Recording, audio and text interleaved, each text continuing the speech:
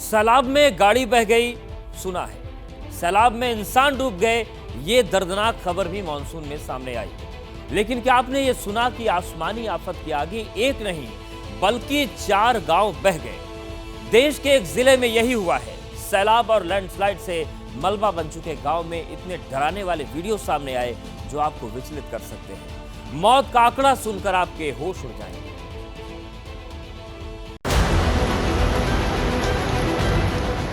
कौन यकीन करेगा कि इस कयामत के सैलाब के नीचे गांव के गांव दबे हैं।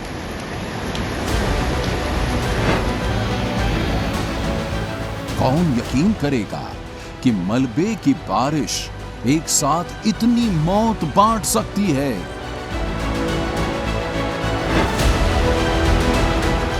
कौन यकीन करेगा कि आधी रात की लैंडस्लाइड से वायनाड वर्ल्ड वाइड वायरल हो जाएगा। देश के निचले हिस्से में शिफ्ट हो रहा मॉनसून अगस्त से पहले आफत का ऐसा अध्याय ओपन करेगा, ये किसी ने नहीं सोचा था। केरल के वायनाड में साल का सबसे बड़ा प्राकृतिक हादसा हो गया। रात को सोते वक्त पहाड़ों से मौत आई और 4 गांव को तबाह कर दिया।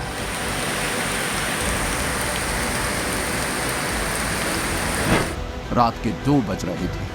शिलाखंड इंसान को रौंदने और उफनती लहरें प्राण लीलने की कसम खा चुकी थी।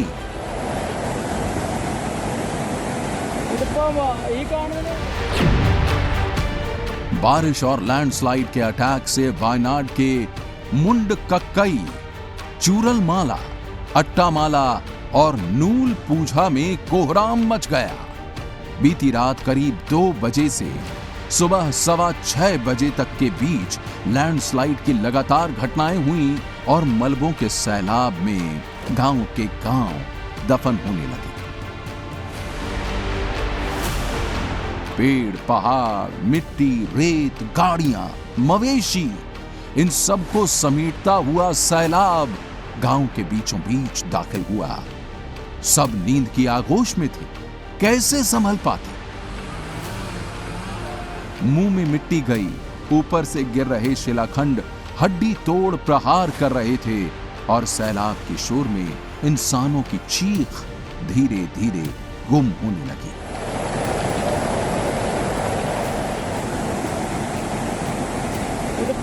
तीन 400 घर था इसका ऊपर। स्कूल था इधर थोड़ा आगे। अभी रेस्क्यू कर रहा है उन लोगों का। कितना बॉडी गया तो मर गया तो पता नहीं। 100 के ऊपर निकले। अभी चल रहा है, काम चल रहा है, काम चल रहा है। मौत के कीचड़ में अभी कितने फंसे हैं किसी को नहीं मालूम। राहत और बचाव में आर्मी के साथ साथ नेवी को भी लगाया गया। एनडीआरएफ की टीम ने पहले ही मोर्चा संभाल लिया था। मौसम की अड़चन और गांव तक पहुंचने के रास्ते तबाह हो जाने की वजह से रेस्क्यू डिले हो रहा था। रस्सी के सहारे रास्ता बनाया गया और कुछ खुशनसीबों की जान बचाई गई। जो ग्लोबल टेम्परेचर बढ़ रहा है क्लाइमेट चेंज के कारण, उसके कारण क्या हो रहा है कि जो वायु का टेम्परेचर बढ़ने के कारण उसमें मॉइस्चर को होल्ड करने की कैपेसिटी बढ़ रही है। और जब मॉइस्चर ज्यादा होता है, नमी ज्यादा होती है हवा में, तो बादल काफी ज्यादा उग्र बनते हैं, काफी ऊंचे बनते हैं, काफी बड़े बनते हैं और जो थोड़े ही देर में बहुत तेज बारिश देने की संभावना या कैपेबिलिटी रखते हैं, जिसके कारण ये एक्सट्रीम वेदर इवेंट बढ़ रहे हैं। केरल सरकार ने जो जानकारी दी है उसके मुताबिक रेस्क्यू में पामूर मिलिट्री स्टेशन के 130 जवान, रक्षा सुरक्षा कोर के कन्नूर सेंटर से 200 जवान और इन्फेंट्री बटालियन के 122 जवान वायनाड पहुंच चुके हैं और इस त्रासदी में जान माल के नुकसान को कम करने में जुटे हैं।